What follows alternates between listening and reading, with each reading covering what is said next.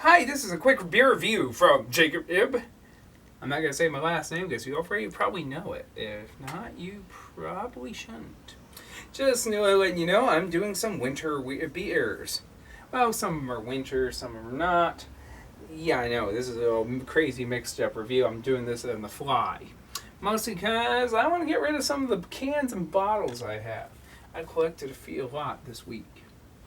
So first off, I'm doing a whole thing about wheats. I know, well, you always do wheat beers. Shut up. You watch this channel just because I'm going to make a fool of myself. So guess what? I'm going to make a fool of myself. This is Ballast Point Brewing Company's Wahoo Wheat. Or Wahoo White, whatever, same deal. It's Ballast Point. And Ballast Point is from San Diego.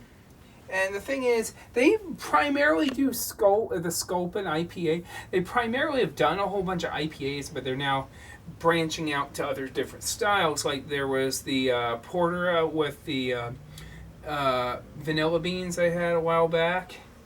And the Wahoo White, I have to say this.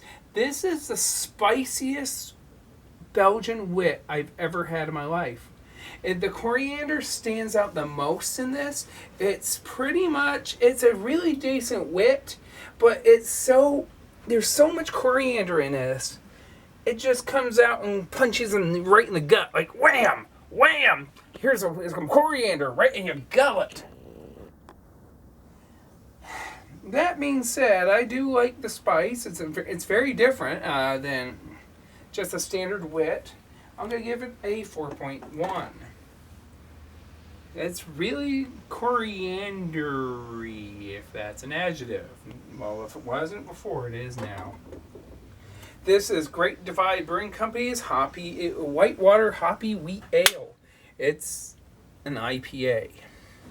But you don't like IPAs. Like I said, don't question the guy doing the reviews, okay?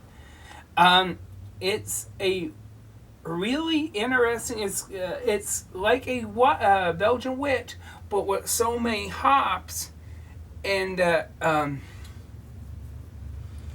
just powerful IPA tastes like tree bark kind of taste that I thought originally I'm not an IPA person, and this is the only IPA I could actually drink without being repulsed. Except for a few. Don't question me. So I'm going to give you a 3.7. It's not the best. It's not the worst, but oh well. Now, this is Leavenworth Beer's Backe Hill Black Lager. This is a black lager, like it says. It's got this it's a Schwartz beer. A dark beer. It's really powerful. It's got this really delicious kind of like malty toasted flavor to it. And other than that, it's just it's like toast. Bready toast in a bottle. I like it. I'll give it a 4.1 as well. But this one takes the cake. This is going to be a 4.8. I'm going to tell you why. This is Shock Top's Twisted Pretzel Wheat.